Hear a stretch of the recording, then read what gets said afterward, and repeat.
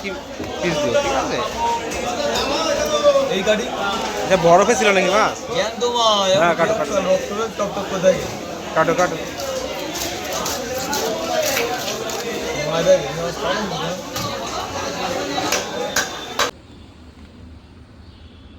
একদম টাটকা।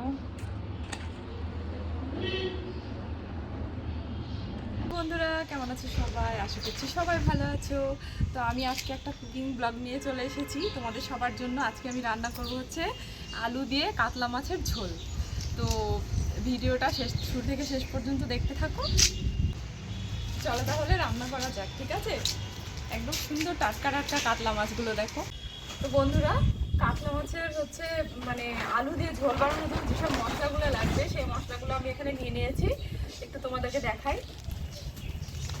লবণ আছে, হলুদের গুঁড়া, জিরার গুঁড়া, তারপরে এটা শুকনো লঙ্কার গুঁড়া, এটা কাঁচা লঙ্কা, ফোড়নের জন্য আমি জিরে আর শুকনো লঙ্কা নিয়ে নিয়েছি। এখানে আদা আছে, রসুন আছে, পেঁয়াজ আছে আর ধনিয়া পাতা আছে। এবার প্রথমে আমি একটু মাছগুলোতে হলুদ আর লবণ হচ্ছে মাখিয়ে রাখবো।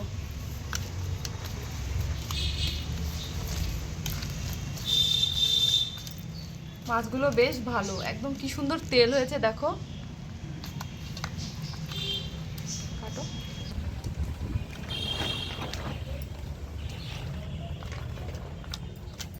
প্রথমে আমি একটু পেঁয়াজ, আদা, রসুন এগুলো ছিলে কেটে রাখবো।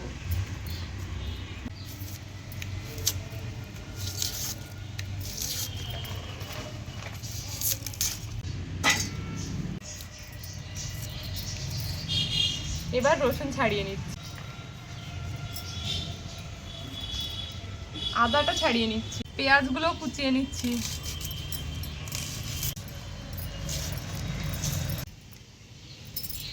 রসুন, এবার আদা রসুনটা বেটে নেব।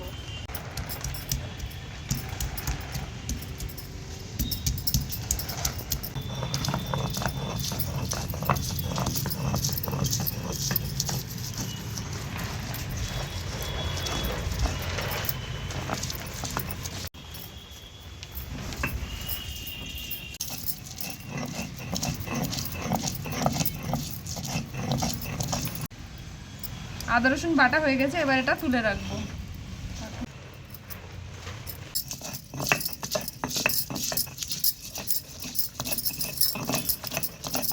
পেঁয়াজ বেটে নিচ্ছি, কারণ হচ্ছে মাছের ঝোলে যদি একটু পেঁয়াজ বাটা দেওয়া হয় তাহলে ঝোলটা বেশ একটু গাঢ় গাঢ় হয়। মানে কয়েকটা কাঁচা লঙ্কা কুচিয়ে নিচ্ছি। এখানে আমি 3টে মাঝারি সাইজের আলু নিয়ে নিয়েছি। এই আলুগুলো আমি এখন ছিলে কেটে নিব।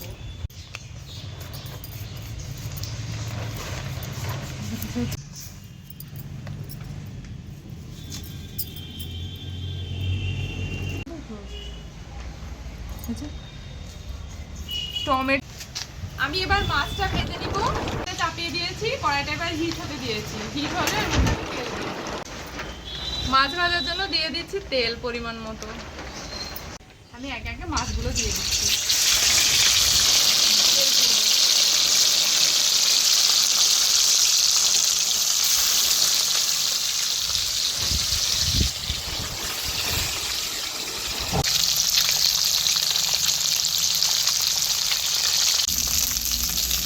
মাছ ভাজা হয়ে গিয়েছে, এবার আমি মাছগুলো তুলে নিব।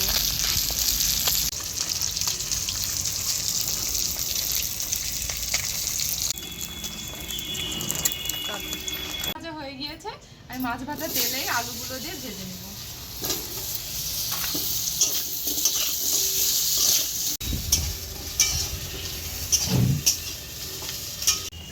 হ্যাঁ, সব সব দেখা যাবে। ওগুলো তো কোনো সাউন্ড হবে।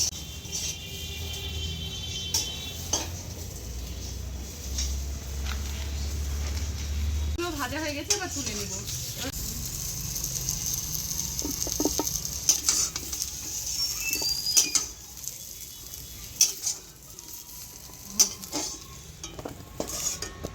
কড়াইতে আরেকটু তেল দিয়ে দিচ্ছি। দিয়ে দিচ্ছি গোটা জিরে আর শুকনো লঙ্কা ফোড়ন। এবার দিয়ে দিচ্ছি এতে কাঁচা পেঁয়াজ আর কাঁচা লঙ্কা কুচি।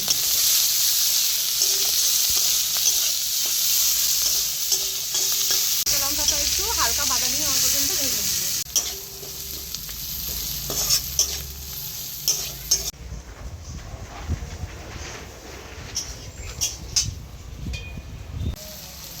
দিয়ে দিচ্ছি আদা রসুন আর পেঁয়াজ বাটা। এবার আমি এর মধ্যে দিয়ে দেবো হচ্ছে টমেটো কুচি।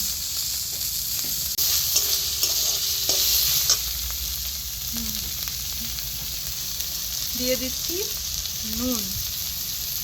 নুনটা এই কারণে দিলাম, তার কারণ হচ্ছে টমেটোটা যেন সিদ্ধ হয় ভালোভাবে। দিয়ে দিচ্ছি সামান্য একটু জল। এরপর দিচ্ছি হচ্ছে সামান্য জিরের গুঁড়ো, দিচ্ছি প্রয়োজন মতো হলুদ গুঁড়ো।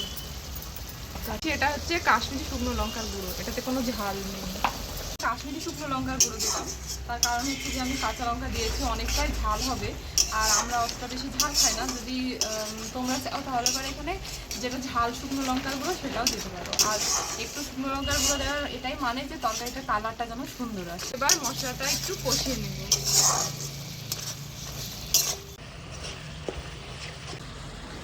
আমার মশলাটা কষানো হয়ে গিয়েছে, দেখ টমেটোগুলো সুন্দরভাবে গলে গিয়েছে।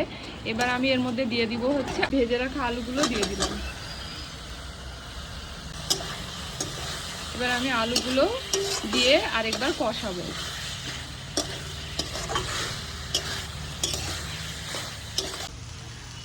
মশলাটা কষানো হয়ে গেছে, আলুটাও সুন্দরভাবে কষানো হয়ে গেছে। এবার দিয়ে দিচ্ছি পরিমাণ মতো জল। একটু বেশি করেই দিচ্ছি কারণ আলুটা সিদ্ধ হবে আর মাছগুলোও সিদ্ধ হবে। ঝোলটা ফুটে উঠেছে, এবার আমি এর মধ্যে মাছগুলো দিয়ে দেবো।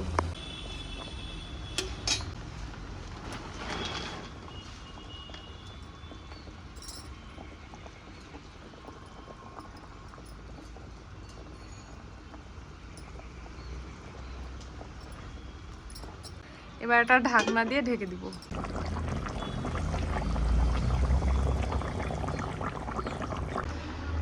রান্নাটা হয়ে গেছে, এবার এর মধ্যে নামানোর আগে একটু সামান্য ধনিয়া পাতা কুচি ছড়িয়ে দিচ্ছি।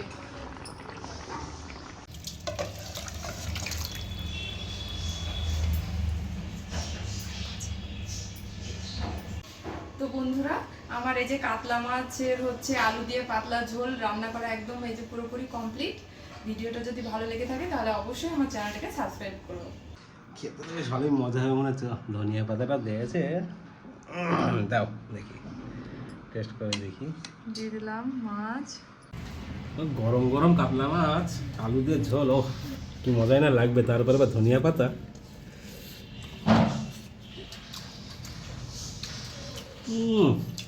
মাছটা যা লাগছে না সত্যি।